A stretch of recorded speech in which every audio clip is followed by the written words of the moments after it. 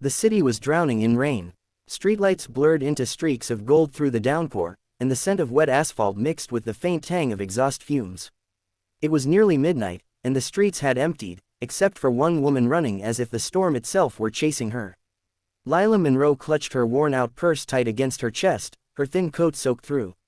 Each footstep splashed cold water up her legs, but she didn't dare stop.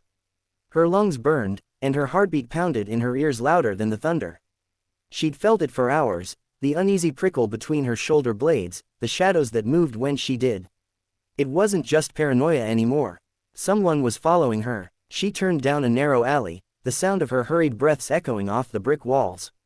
Neon signs flickered weakly above her, casting fleeting flashes of red and blue light across her frightened face. She ducked behind a dumpster, pressing herself against the wall, gasping for air. Maybe they're gone. But then she heard it, the crunch of footsteps on wet pavement. Slow, measured, deliberate. Her stomach knotted in terror. She bit her lip to stop herself from crying out. A shadow appeared at the mouth of the alley. "Come on, sweetheart," a rough voice called, mocking and sharp. "You really think you can run forever?" Lila's hands trembled. She looked down at her dead phone. No signal, no charge, nothing. Her pulse quickened as she glanced toward the street beyond the alley. If she could just reach the main road. Then, through the blur of rain, she saw headlights.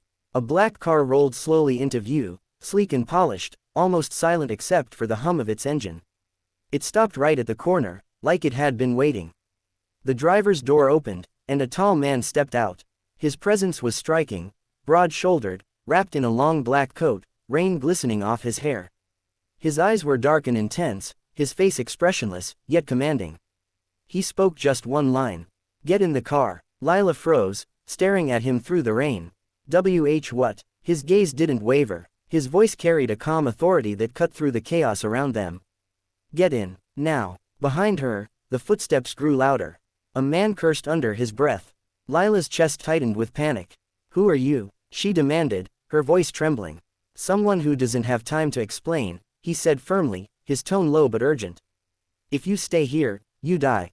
Get in." Lightning cracked overhead, illuminating his face, sharp jawline, eyes that hid secrets behind years of control. Something in that expression, that complete lack of fear, made her trust him, if only for a heartbeat. The voices behind her came closer. "There, she's in the alley." That was all it took. Lila ran for the car. The stranger yanked the passenger door open just as she stumbled inside. The moment she slammed it shut, he was in his seat, shifting gears. Tires screeched on wet asphalt as the car tore away from the alley. The city blurred past in streaks of light and rain. Lila pressed her shaking hands to her chest, trying to breathe. Who are those men? Why were they following me?" The driver's face was unreadable as he kept his eyes on the road. "You were supposed to be taken tonight," he said simply. Her blood ran cold. "Taken? What does that even mean? How do you know?" He didn't answer immediately. Instead, he reached for a button on the console, and the dashboard screen flickered to life, showing grainy security footage. Lila's heart lurched as she saw the alley she'd just escaped. Two men in dark coats stood there, one shouting into a phone, the other kicking the dumpster in frustration. Lila covered her mouth. "Oh my God," he spoke again, his tone steady but grim. "They were paid to find you. They didn't expect me to intervene." Her eyes darted toward him. You've been watching me." "Yes," he admitted flatly. "To protect you." "Protect me? From what?" "From the people your father once crossed." That name hit her like ice water. "My father? You knew my father?" He nodded slightly, eyes still on the rain-soaked road. "I owed him my life. He saved me when no one else would. Before he died, he made me promise something, that if his daughter was ever in danger, I'd find her first." Lila's voice broke. He never told me anything. I didn't even know he didn't want you to," the man said softly. "He wanted you to have a normal life." She stared at him, trying to read the truth in his face. "Who are you?" For the first time, he turned toward her. His dark eyes met hers, calm, cold, but filled with a strange, quiet intensity. "My name is Ethan Cross," he said. "CEO of Cross Industries." Lila blinked, stunned. She knew that name. Everyone in the city did. The reclusive billionaire who rarely spoke to anyone, the man who appeared in headlines but never interviews. Her heart raced for an entirely new reason now. Why would someone like you care about me? He didn't answer. Instead, he said quietly, because your father saved me from becoming the man I was meant to be. Now it's my turn to return the favor. The car sped through the rain-soaked streets, lightning flashing overhead, and for the first time in her life, Lila realized that her world was far more dangerous, and far more connected, than she had ever imagined. The rain had slowed, but inside the car, the tension only deepened. The rhythmic hum of the tires on the wet road was the only sound between them. Lila sat frozen, her heart still racing as the city lights flashed past her window.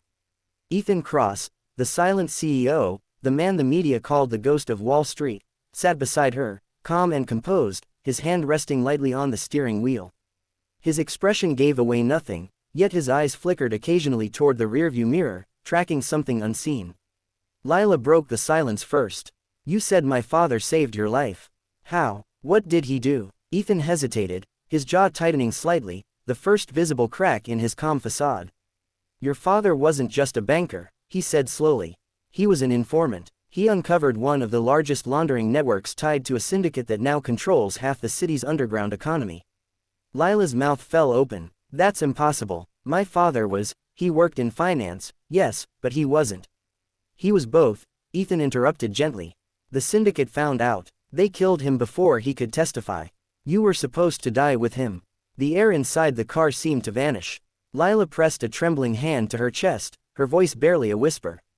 I don't understand. He died in an accident. They said it was a car crash. Ethan's gaze darkened. That's what they wanted you to believe.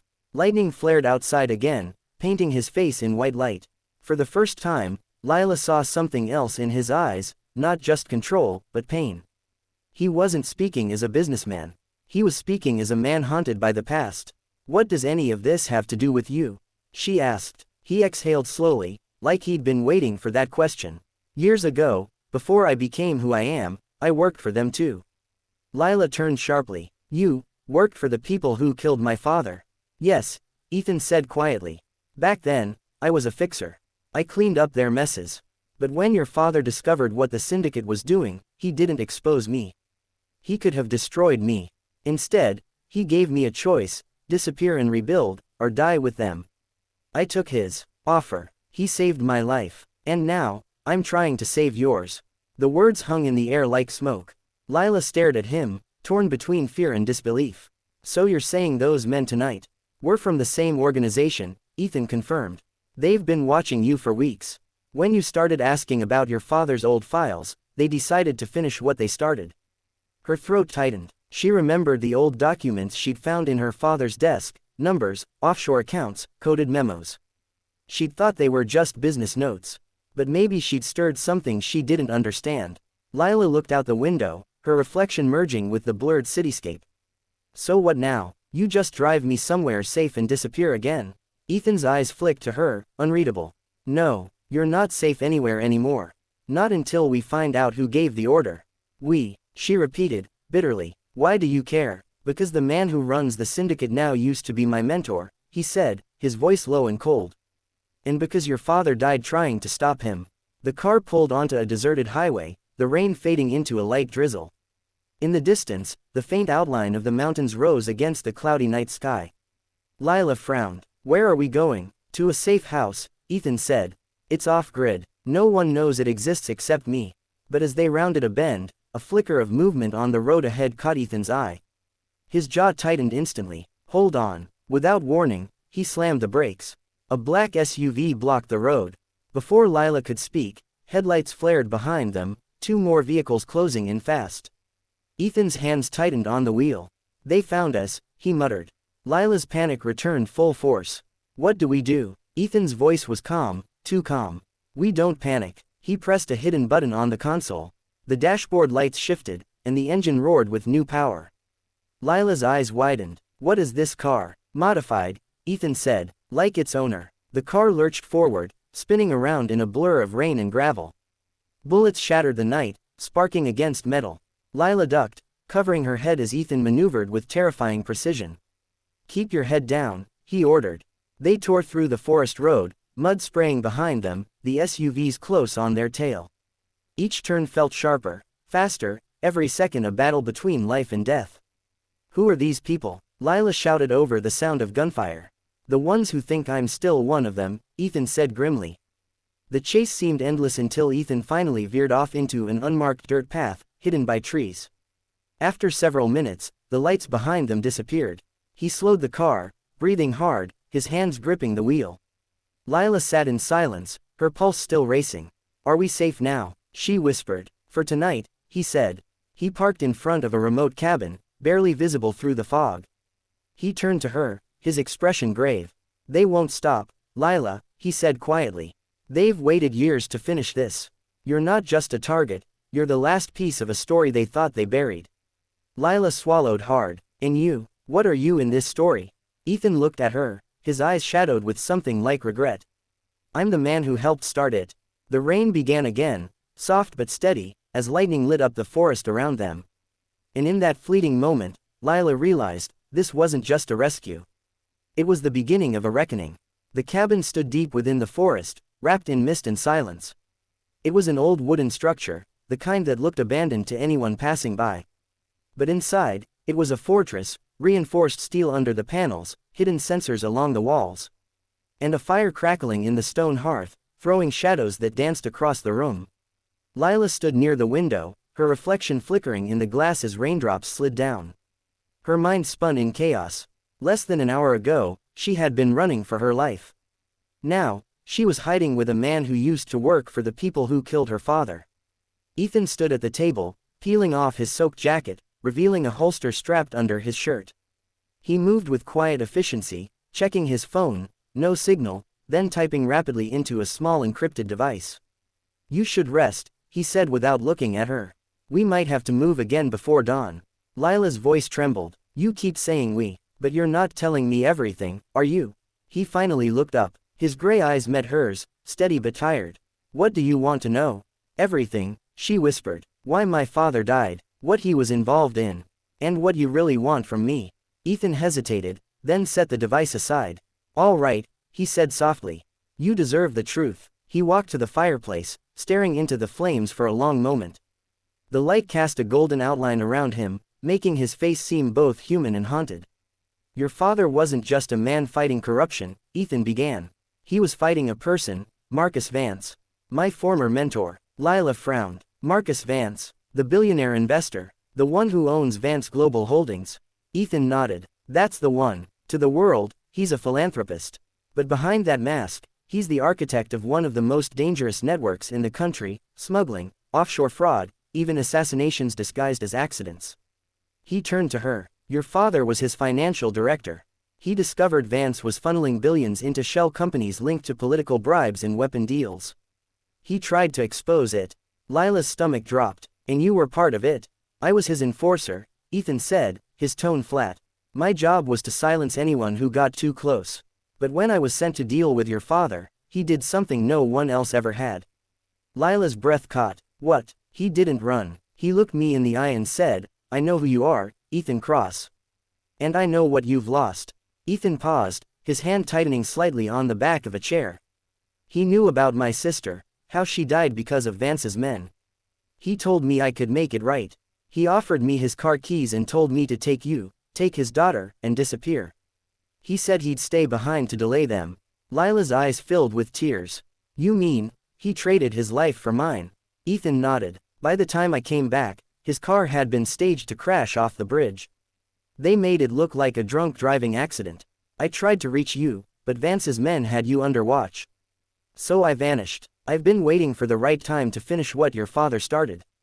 Silence swallowed the room. The fire cracked softly. Lila's tears fell silently down her cheeks. Finally, she whispered, "Why now? Why save me after all these years?" Ethan's voice softened. "Because Marcus Vance is running for political office next month. And your father's files, the ones you found, are the last proof of what he did. You hold the key that could destroy him." Lila turned away, her heart pounding. "I don't want revenge," she said shakily. "I just want to live." Ethan's expression darkened. "So did your father. And look what they did to him." Before Lila could respond, a faint click echoed outside. Ethan froze instantly. He drew his gun and motioned for her to stay silent. The sound came again, soft footsteps on wet leaves. Then the creak of the porch. Ethan whispered, "Hide, now." Lila darted behind the kitchen counter, heart hammering in her chest. The door burst open. A gust of cold air blew in as 3 masked men stormed inside, guns raised. Ethan moved like lightning. 2 shots cracked through the room. The first man fell instantly. The second dove for cover, firing back. Wood splintered. The fire flickered violently. Go, Ethan shouted. Through the back. But before Lila could move, a familiar voice rang out through the chaos. Enough, Ethan. Lila's blood ran cold. The man who stepped into the light wasn't masked. He was tall, sharply dressed, his silver hair slicked back. His calm smile was the kind that chilled to the bone. Marcus Vance. Ethan lowered his weapon slightly, his jaw tightening. You shouldn't have come yourself. I had to, Vance said smoothly. To see the girl who's been such a nuisance. His gaze turned to Lila, sharp and calculating. You have your father's eyes, he said. He was a good man. Foolish, but good. Lila trembled with fury. You killed him. Vance's smile didn't fade. Your father chose his path. Just as Ethan did, and just as you will.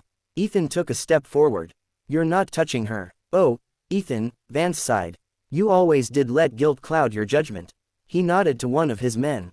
End this. Gunfire exploded again. Lila screamed as Ethan tackled her behind the counter. Bullets tore through the walls, glass shattered, smoke filled the air. When the noise finally stopped, Vance was gone, vanished into the night. Ethan knelt beside her, blood seeping through his sleeve. We have to move, he said through gritted teeth. He won't stop until you're dead or that data is destroyed. Lila stared at him, tears and fear mixing on her face. Then we fight, she said quietly. For my father. Ethan looked at her, truly looked, and nodded once.